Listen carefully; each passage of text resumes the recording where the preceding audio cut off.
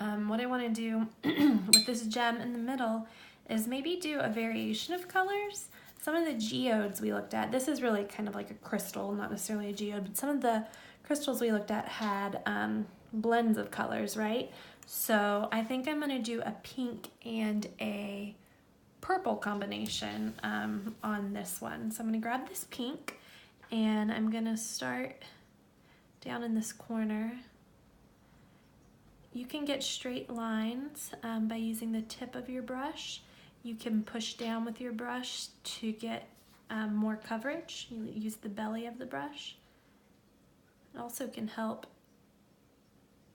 distribute your pigment from the paints. So I've got a lot of pink happening there. I rinse my brush off to pull that color again. We talked about that in the beginning watercolor lesson. Let's see. So you see that variation there? That's kind of fun. I like that. But I want to drop in some purple while we've got some wet still happening. So I'm going to pick up that purple paint and douse it in the sides. And my cat is meowing at me again. Hey girl. If you can hear her or not. I'm going to just push that in. Let that go.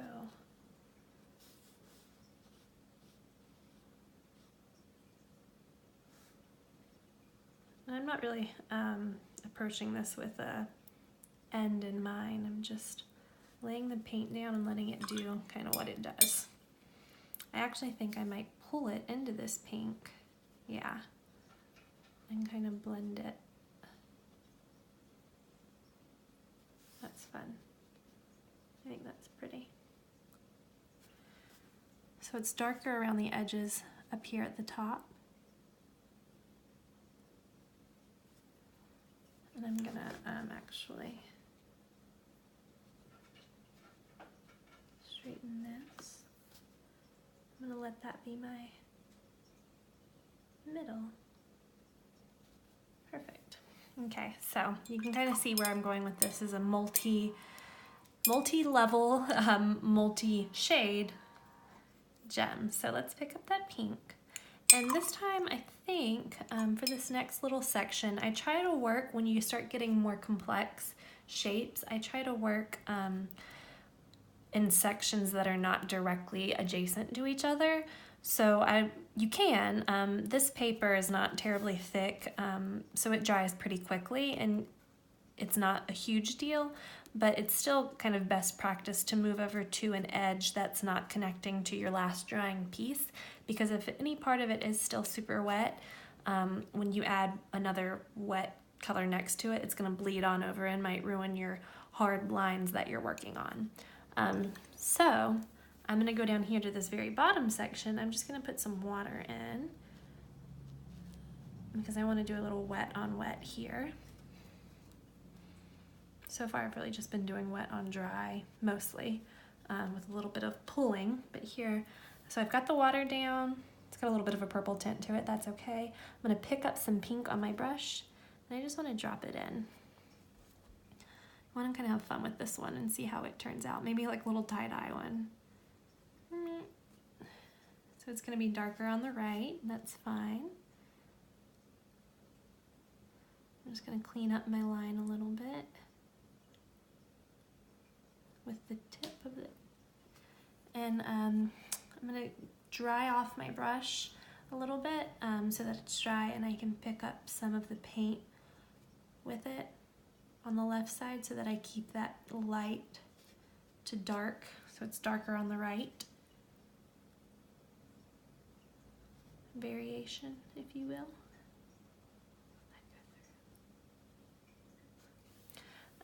And I'm going to do something similar. I think this will be pretty up here at the very top. I think this has had enough time now that I can go in with water, kind of wet this particular part.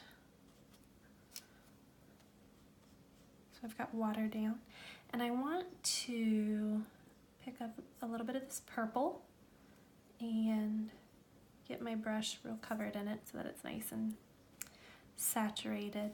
I'm going to start right here on this edge. And trying to be gentle about it so I can keep some straight lines since I'm painting from a little bit of an awkward angle.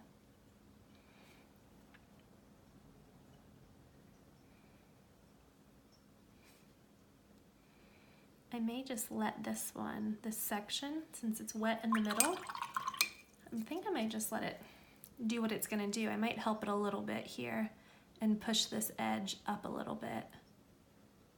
Yeah. But I'm gonna let this kind of white space, this very light color, be what it is. I think that'll be really pretty when it dries. There's a little bit of a gradient happening, actually a lot happening, with darker value at the edge to lighter at the top, and I think that'll look cool, like the lights hitting it right there. I'm gonna leave that way. And I may do something similar along this edge and try to mimic the pink purple transition that's happening in the middle square, middle rectangle. So to do that, to do the same thing as the top section with the colors, make sure this is nice and wet. I'm going to put pink down here at the base, drop that in. I'm gonna put pink down here, and I'm gonna transition that to purple. I'll rinse my brush off, pick up some purple, and bring that in. Very dark purple, huh? That's okay. So you see that pink is kind of traveling in. I think that's pretty fun. I'm gonna let that continue. I'm gonna lightly help it a little bit so that I can get a blend that I like.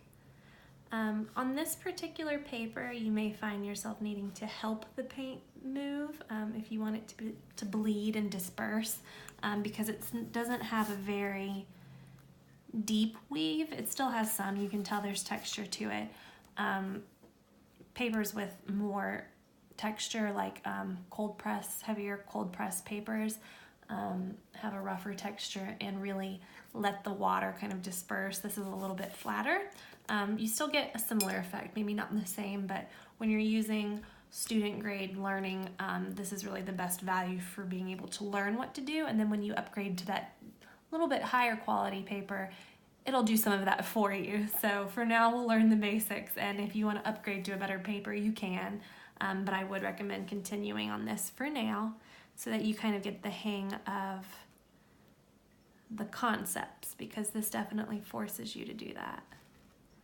So I'm laying in water. I'm going to do wet on wet on this side. I'm going to keep doing what I've been doing, which is to drop color in along the edges and let it kind of, oops, I made it too big there. Let it blend up and in. And I'm going to add some pink in here. I'm really enjoying this one. This one's fun. I'm going to drop some pink in up here. How about that?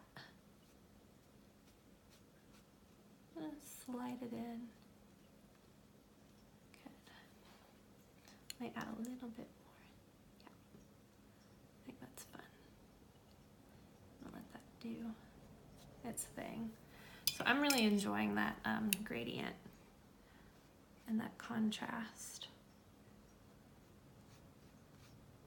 Y'all, I really like this gemstone. This is fun. So I'm gonna let that dry. And I'm gonna do some more dark around here. I may go ahead and do the next gemstone on a time lapse, or a hyperlapse, if you will, just because I'm realizing I'm talking a lot and just kind of explaining what I'm doing, which you can see. You don't necessarily need to hear me say it, because it's going to be a lot of the same thing on this next gem. Basically, I am using wet on wet and wet on dry in order to drop color in, get darker colors around edges, play with the way that the light would hit. I'm going to do a dark one here. I'm going to let it be dark and dark there, and maybe similar on this one. And then I'll rinse my brush off and just, with the more watery brush, pull that color in so that it lightens up. pull that color in so that it lightens up toward the middle and stays dark on the edges, right? So I'm just kind of doing the same thing over and over again. I don't want you to get bored with this video, but I'll finish this with you here.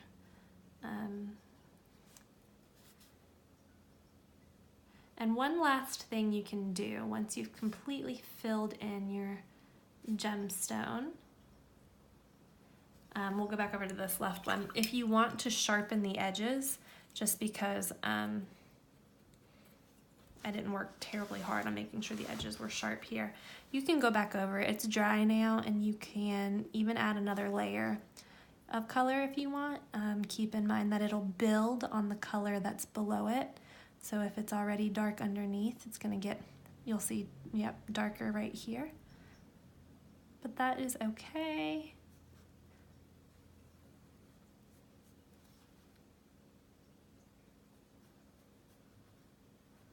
You can always go back and add if you decide you want more depth in some way. So that is that. And I might add just, I don't want to put my hand right here in the still wet gemstone, so I might just try to carefully build a line all the way up. There we go. So I'm gonna go ahead and you'll just see a time lapse. I think I'm gonna do this one in like a crystal icy blue. Same techniques, doing wet on wet, wet on dry.